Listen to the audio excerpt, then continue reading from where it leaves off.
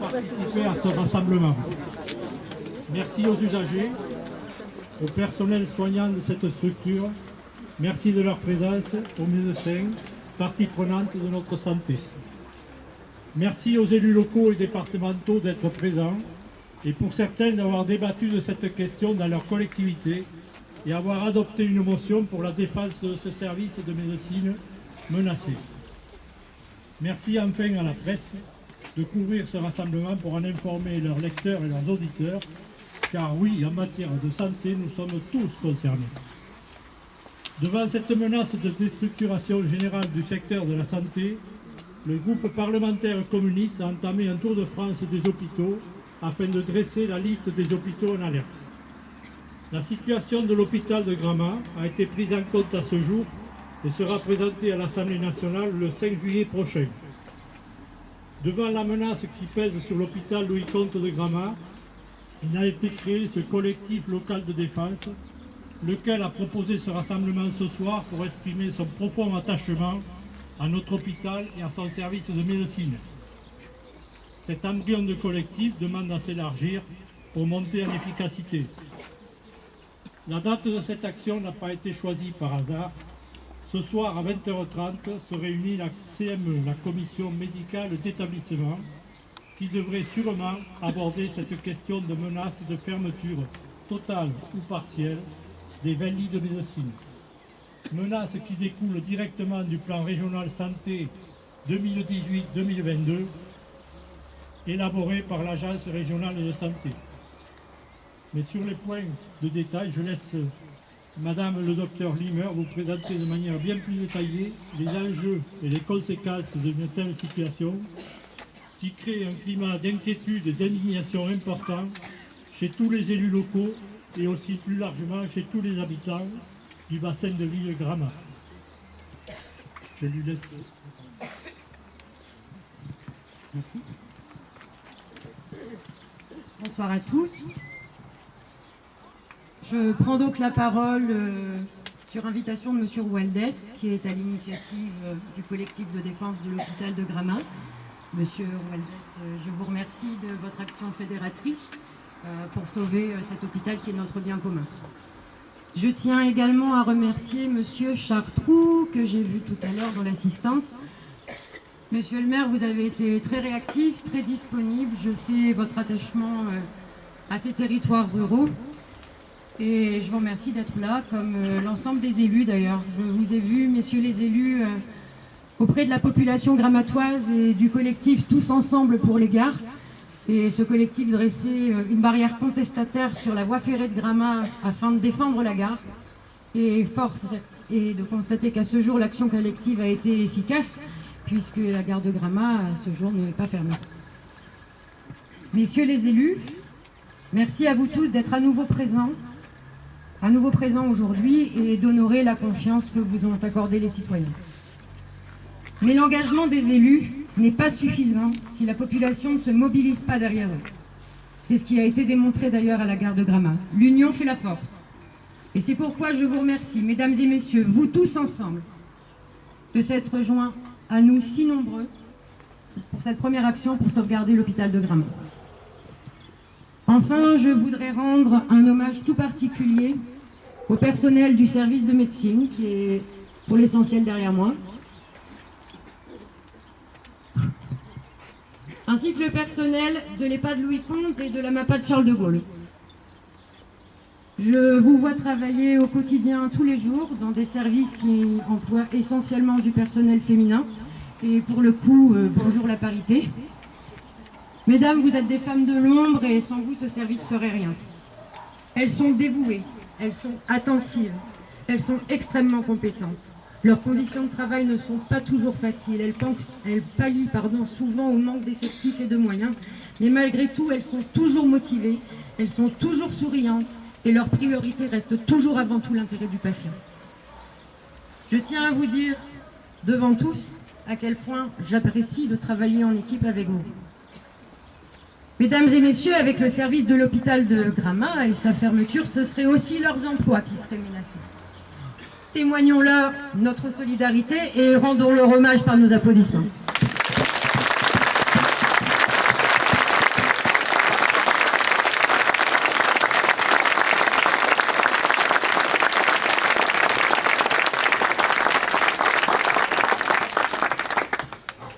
Nous sommes rassemblés aujourd'hui sur l'initiative du collectif de défense de l'hôpital de Gramat afin d'affirmer notre volonté de sauvegarder notre service de médecine de proximité. La politique des gouvernements qui se sont succédés au cours des dernières années mène au démantèlement des services publics, des transports et des structures de proximité. Cette politique conduit à l'enclavement des territoires ruraux et à l'inégalité entre les territoires de notre pays. Se revendiquant ni de droite ni de gauche, le gouvernement adopte des mesures et met en application leur contraire. Ainsi, la meilleure idée que le président Macron et ses ministres aient trouvée pour développer les territoires ruraux, c'est de fermer des gares et de fermer des lignes de chemin de fer. Et il en va de même pour les écoles, quand il s'agit d'œuvrer pour l'accès à l'éducation. Le président Macron nous emmène en marche, mais où, on se le demande. Suivant sa même logique, le gouvernement prétend lutter contre les déserts médicaux, mais il ferme des hôpitaux de proximité. En matière de santé, le plan régional de santé 2018-2022 privilégie une logique comptable et financière à une médecine humaine et fait peser une lourde menace sur les 20 lits de l'hôpital de médecine de Louis-Comte de Gramat. L'hôpital de Gramat a été construit en 1974 et inauguré par M. Dumas sous son premier mandat de maire de la commune. Monsieur Dumas, je tiens à vous remercier aujourd'hui pour votre présence encore pour défendre cet hôpital. Bravo!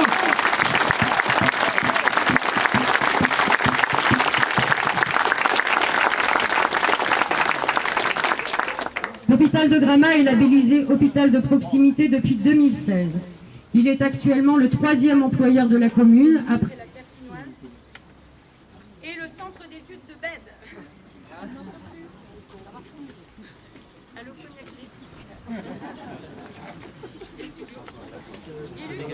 On ne vous entend plus.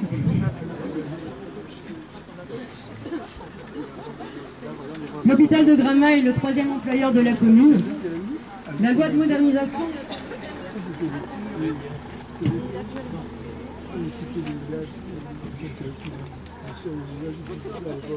La loi de modernisation de notre système de santé, voulue par Marisol Touraine, alors ministre de la Santé du président Hollande, a déjà conduit à des coupes drastiques en matière de dépenses de santé. En pratique, c'est très simple. On a établi un ratio d'hôpitaux par nombre d'habitants, sans tenir compte des particularités géographiques, ni du réseau routier des territoires, ni du temps de trajet pour accéder à l'hôpital le plus proche. Cette mesure a conduit à la fermeture de différents services de proximité, comme la maternité de Figeac, alors qu'avait déjà été fermée celle de Saint-Céré, celle de Bourdon, si vous vous en rappelez, ou encore le service d'hospitalisation à domicile de Bretenoux, qui a été fusionné avec celui de Figeac. En pratique, le service d'hospitalisation à domicile vient de Figeac pour notre territoire, il faut les attendre. En février dernier, l'Agence régionale de santé a présenté son plan régional de santé pour la période 2018-2022. Le document est loin d'être clair et transparent, mais en résumé, la tendance est à toujours plus de regroupements, au développement de l'ambulatoire et au développement de la télémédecine. Alors le concept c'est simple, opérer dans la journée, de retour chez vous le soir, c'est merveilleux. Mais débrouillez-vous en cas de douleur, en cas de malaise ou en cas de complications. Il faut savoir que la nuit et le week-end, seules 4 ambulances sont d'astreinte pour le département du Lot. Avec la disparition des services de santé de proximité, c'est un pas de plus vers la fracture sociale qui nous rassemble aujourd'hui. Certains centres hospitaliers voient un parc hospitalier privé se développer à leur porte, un parc hôtelier. Toujours plus de privatisation, mais est-ce vraiment une solution pour les usagers? Afin de faire l'économie des frais de fonctionnement, l'Agence régionale de santé souhaite développer les EHPAD hors mur et les soins infirmiers au domicile. Pratique, soigner à domicile, c'est vous qui paierez l'eau, c'est vous qui paierez le loyer, c'est vous qui paierez l'électricité, et non plus l'État qui continuera malgré tout à prélever sur vos salaires, vos cotisations sociales. L'Agence régionale de santé demande à chaque hôpital de proximité d'étudier ses possibilités de reconversion vers des capacités de soins de suite et de réadaptation, d'unités de long séjour ou d'EHPAD.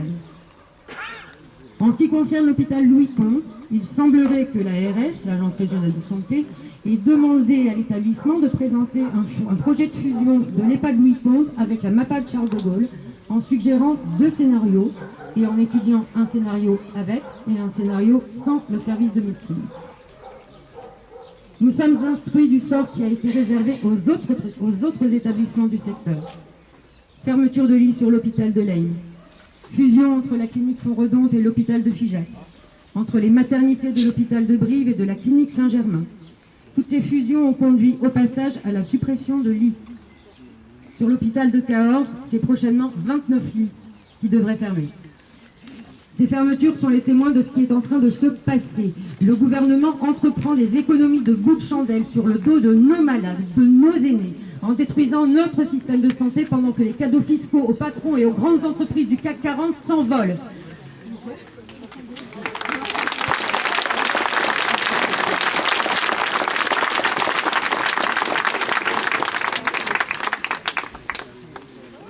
Excusez-moi. Au-delà de notre région, c'est ce qui se passe sur tout le territoire national. En Bourgogne, en Franche-Comté, en Bretagne, partout. Mesdames et messieurs, la menace qui pèse sur ces 20 lits du service de médecine de Gramat est sévère et elle est réelle. Le service pourtant répond à un réel besoin de la population.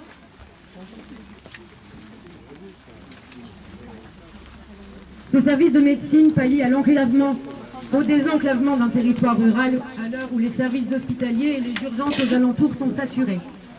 L'accueil direct de patients par du personnel qualifié contribue au désengorgement des services d'accueil et urgences.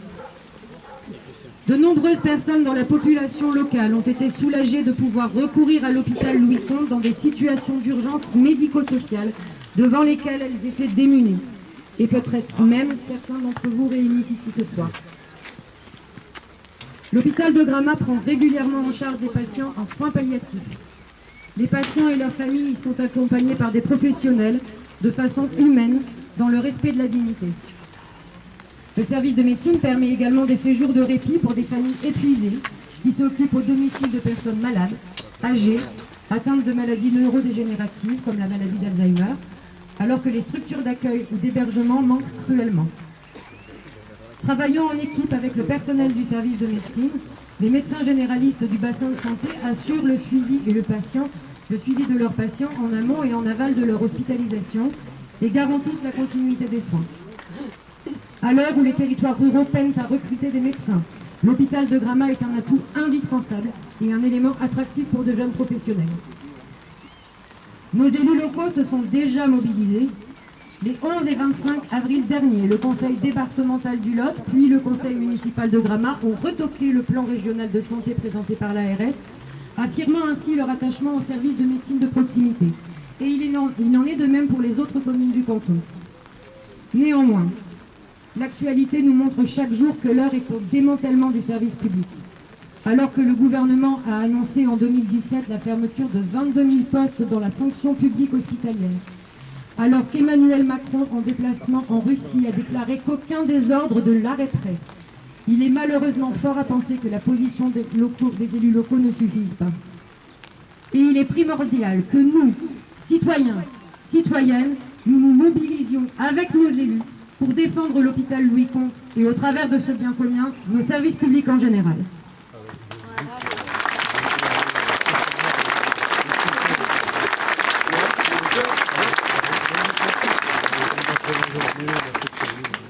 C'est de ces réflexions qu'est né le collectif de défense de l'hôpital de Gramat. Cette première action qui nous rassemble aujourd'hui, alors que la commission médicale d'établissement s'apprête à siéger dans quelques instants, afin de débattre de l'avenir du service de médecine. Cette première action doit être suivie d'autres démonstrations de notre volonté de conserver notre service de médecine de proximité. Soyons nombreux à nous mobiliser pour sauver notre hôpital.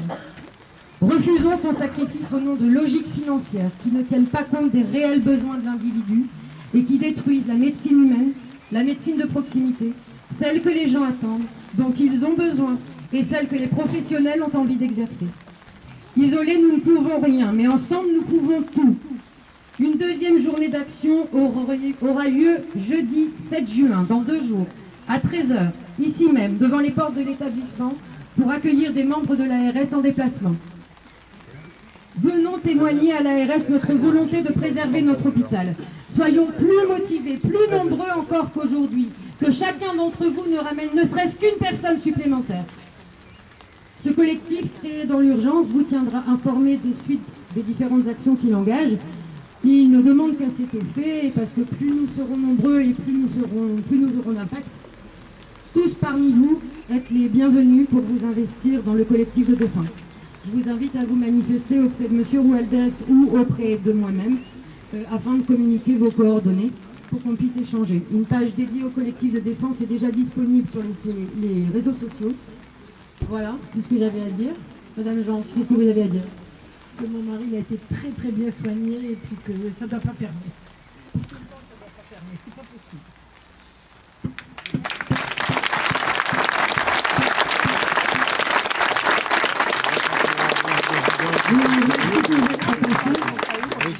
J'applaudis encore une fois la mobilisation générale. Merci vraiment de votre déplacement. Et rendez-vous donc jeudi 7 juin à 13 h au même endroit pour que la défense de l'hôpital de Gramat continue.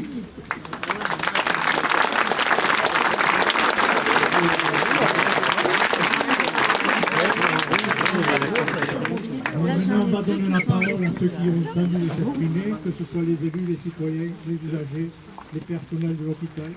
Voilà, le micro est ouvert. Bonsoir à tous et merci d'être là, surtout pour soutenir cette action et apporter notre soutien au personnel et à l'hôpital de Gramat. Monsieur le maire s'excuse de ne pouvoir être là. J'ai un petit mot, un petit message de sa part que je vais vous lire. Mesdames, Messieurs, je tiens à m'excuser de mon absence due à des obligations auxquelles je ne peux me soustraire. J'excuse aussi Aurélien Pradier qui ne peut pas être ici, mais qui soutient toutes les actions et restera vigilant. Sachez toutefois que je ne prends pas la fermeture du service de médecine de Gramat à la légère. Nous avons à l'unanimité voté une motion de soutien à la médecine lors du conseil municipal du 29 avril 2018. Je me suis déjà rapprochée de l'ARS Occitanie et demandé un rendez-vous avec la directrice générale, Madame Cavalier. Le plan régional de santé Occitanie insiste sur la proximité. Nous nous battrons bec et ongle pour que ce plan n'oublie pas notre établissement. Les économies ne doivent pas prendre le pas sur l'utilité des services. Nous ne voulons pas être les dindons de la farce. La ruralité ne doit pas être qu'un argument de campagne électorale, mais une réalité. Il fait bon vivre chez nous, mais qu'en sera-t-il demain, quand nos personnes âgées, nos malades, seront obligés de faire des dizaines de kilomètres pour se faire soigner? Internet, la télémédecine ne remplaceront jamais les rapports humains qui existent dans cette petite structure. Luttons ensemble pour le bien vivre et le bien soigner de notre population. Michel Sylvestre.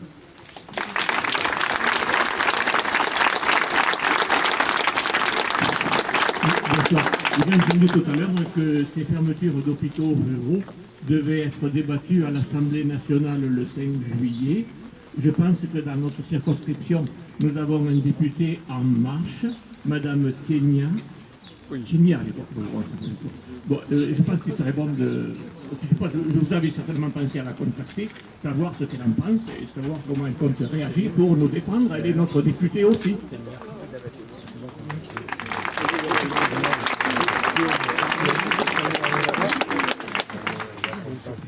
Oui, bonsoir. Moi, je voulais témoigner ma solidarité avec l'hôpital de Jacques en tant que défenseur des services publics. Je suis cheminot, vous savez, à la gare d'Acier. On est venu plusieurs fois en gare de Gramat défendre la ligne Rodez-Paris-Brive. Et aujourd'hui, les cheminots sont en grève, vous savez, depuis 2 mois, avec 26 jours de grève au total. La SNCF, les hôpitaux, les bureaux de poste, les perceptions, les gendarmeries, c'est moins populaire, mais elles disparaissent aussi. Aujourd'hui, dans notre milieu rural, en province, on assiste à des fermetures, des diminutions de services, des restructurations. Les écoles, très important, le pilier de la République quand même, les écoles. Les écoles aujourd'hui, elles sont en perte de vitesse, on les supprime, on va recentrer, on va faire des grands groupes, des écoles, des collèges avec des écoles adossées à plus de 1000 élèves. Voilà, ils ont commencé à l'Uzèche, à en faire un collège et regroupement à l'Uzèche déjà. Hein. Donc voilà, c'est tous nos services publics. Et aujourd'hui, les cheminots sont dans la lutte et ils vont continuer. C'est pas parce que la loi est passée aujourd'hui au Sénat qu'on va s'arrêter demain. On ira sûrement au-delà du 28 juin. On ira faire grève au mois de juillet, au mois d'août. Ça va se décider dans très peu de temps, mais on ne lâchera pas comme ça. Voilà, bien que Macron ait rien entendre.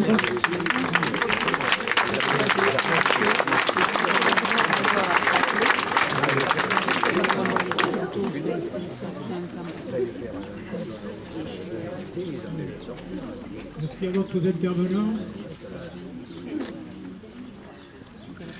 Messieurs les élus, mesdames et messieurs les élus.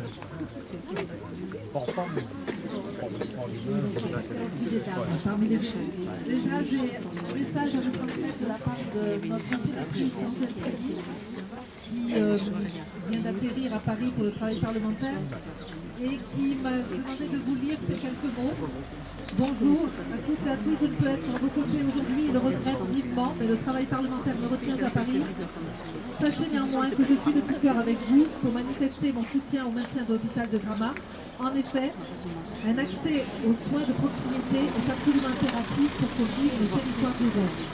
Comme je m'y suis engagée, la question médicale sera l'un des combats de mon mandat. Soyez assurés que c'est avec pugnacité et détermination que je m'attacherai à défendre notre territoire et les politiques publiques nécessaires à sa survie. Bien à vous, Angèle Préville. Donc je ne suis pas Angèle Préville, hein, mais c'est un message pour votre conseillère départementale avec Maxime Verrier. Et vous le savez, le département n'a pas émis un avis favorable au projet de santé qui nous a été présenté en détail lors d'une séance par l'Agence régionale de santé, voici un mois et demi. Même s'il y avait quelques points positifs, le principal n'était pas là. On attendait plus de place en EHPAD, parce que c'est une nécessité pour notre département vieillissant. Et nous attendions surtout le maintien au moins le maintien de nos lits d'hôpital à Gramat, ce que nous avons donc largement dit à la directrice de l'ARS que nous recevrons à nouveau jeudi. Nous sommes nombreux aujourd'hui, je pense que c'est une thématique lorsqu'on se bat pour les écoles, c'est une thématique qui est apolitique. On est tous d'accord pour le maintien de nos services publics et nous sommes dans une région rurale où nous avons encore une offre médicale relativement solide à Gramat notamment. Bien sûr que nous allons œuvrer pour la maintenir. C'est très important, notamment pour les EHPAD qui ont besoin de cet hôpital et pour les aidants qui souvent fatigués ont besoin de laisser de souffler une semaine ou deux, comme l'a dit le docteur Dina. Donc ça c'est fondamental et tous ces arguments nous allons essayer de les faire entendre. Nous sommes tous unis, vous voyez, là, tous les maires de toutes les communes sont plus ou moins représentés. Nous avons œuvré pour nous mobiliser et nous mobiliserons encore, vous pouvez compter sur nous.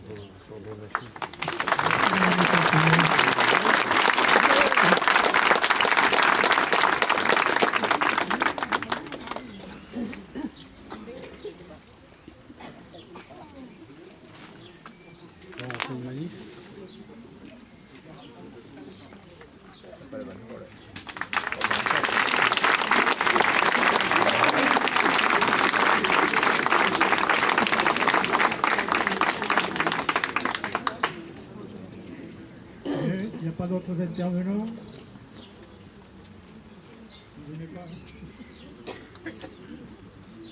Bien, on va clôturer là ce rassemblement. Donc, comme il a été dit, jeudi à 13h, il y aura un nouveau rassemblement lors de la visite de la RS ici même. Voilà, quant à la suite, notre collectif va se mettre en route, puisque aujourd'hui on démarre avec quelques individus, mais le nombre de personnes qui ont pris l'affiche, là, je pense qu'on va être nombreux. Donc merci de votre présence et à jeudi. Et à bientôt.